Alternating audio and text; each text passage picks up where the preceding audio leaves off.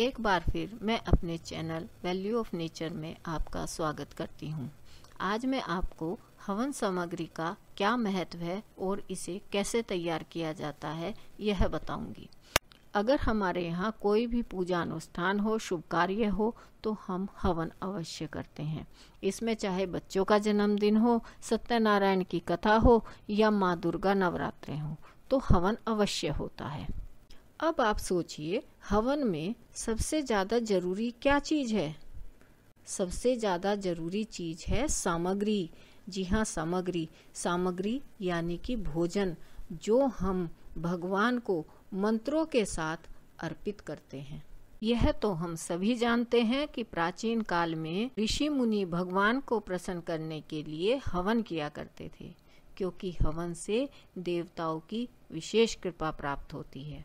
हवन एक ऐसा माध्यम है जिससे हम अपनी प्रार्थना सीधे भगवान तक पहुंचाते हैं।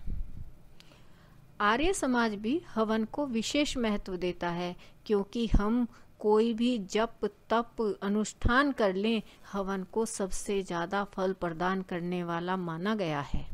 अगर हम जप की जगह उतनी ही बार आहुति डालें तो वह मंत्र तुरंत फलदायक बन जाता है, क्योंकि देवताओं को हवन सबसे प्रिय होता है।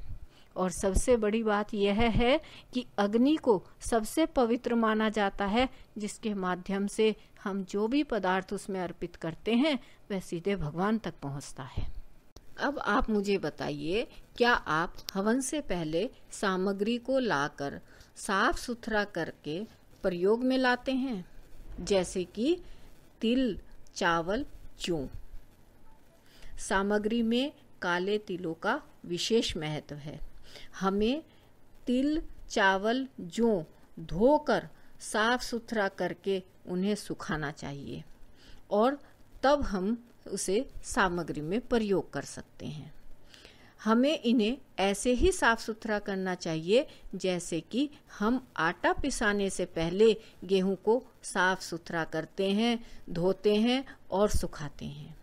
अरे भाई, यह भी तो काले तिल अन्न ही हैं जो हम भगवान को अर्पित करते हैं, और इसके लिए हमें बाजार से बढ़िया तिल खरीदना चाहिए और उन्हें साफ सुथरा करके धोकर सुखाकर तब सामग्री में प्रयोग करना चाहिए। हवन में सर्वश्रेष्ठ काले तिल माने गए हैं। अगर हम सामग्री में सिर्फ काले तिल प्रयोग करें और जौ और चावल न डालें तो क्या हमारी सामग्री पूर्ण है? जी हाँ, यह सामग्री पूर्ण है, क्योंकि हम सिर्फ काले तिल से हवन कर सकते हैं, लेकिन अगर तिल नहीं है और चावल और जौ है तो हम उससे हवन नहीं कर सकते। यह गलत है। कहते हैं चावल और जौ की मात्रा अगर ज्यादा हो जाती है तो दरिद्रता आती है। हवन में तिल को विशेष महत्व दिया गया है, जिसे हम स्वाहा के माध्यम से सीधे भगवान तक पहुंचाते हैं और भगवान इन्हें ग्रहण करते हैं। अब हम बताएंगे कि सामग्री में तिल, चावल, जौ और शक्कर की सही मात्रा क्या होनी चाहिए। इसमें सबसे ज्यादा काले तिल होने चाहिए और उसका आधा चावल और चावल का आधा जौ और जौ से आधा शक्कर होनी चाहिए। यानी कि हमारी जितनी मात्रा में काले तिल हैं उसकी आधी मात्रा में चावल और चावल की आधी मात्रा में जौ और जौ से आधी मात्रा में शक्कर होनी चाहिए। अब इसमें हम थोड़े से सूखे मेवे भी मिला लेते हैं, क्योंकि ये तो हम भगवान का भोजन बना रहे हैं ना। अब अगर आपको मिल जाए तो कमलगट्टा, गूगल, जटामासी, लोभान, सूखी गिलोय, अगर तगर, सूखे बेल पत्ते, इनमें से अगर आपको कोई भी जड़ी बूटी मिलती है तो आप उसे हवन सामग्री में मिला सकते हैं। ये सब चीजें अग्नि प्रज्वलित करने में सहायता करती हैं। अब हवन में गाय के घी को विशेष महत्व दिया जाता है और भैंस के घी को दूसरा स्थान दिया जाता है।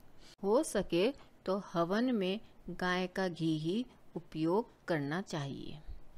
अब तो आप समझ गए होंगे कि हवन सामग्री का कितना महत्व है और हम किन किन चीजों से मिलाकर हवन सामग्री तैयार कर सकते हैं।